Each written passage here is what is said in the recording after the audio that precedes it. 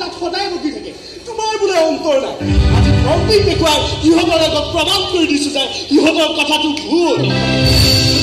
কি কথাটো ইয়াকে কৈছো যে তোমাৰ কেৱল অন্তৰে নহয় মগজু নাই মগজ থকা হলে নিজৰ জীয়েকক জানো ইমানকৈ কান্দি থাকিবলৈ দিয়ে নেকি চবেই মানি লৈছে মোৰ কথাটো যে মোৰ মগজ নাই মানুহবোৰেতো এই বুলিও কয় দেউতা আকৌ কি কয় বোলে তুমি মানুহ নহয় অসুৰ হয় অসুৰ লগে লগে বহু প্ৰতিবাদ কৰি কৈছো ইয়াকে কৈছো যে তুমি কেৱল অসুৰে নহয় দুদিন পিছত অসুৰ হবা ভণ্টিক তাড়াতাড়ি বিয়া দি অসুৰৰ পুতেকৰ অসুৰ হৈ লোৱা দেউতা তেতিয়া অন্তত মই মানুহবোৰৰ আগত ক'ব পাৰিম যে চোৱা মোৰ 2 নম্বৰী ভাৱে এই প্ৰথম কিবা এটা 1 নম্বৰী কাম কৰিছে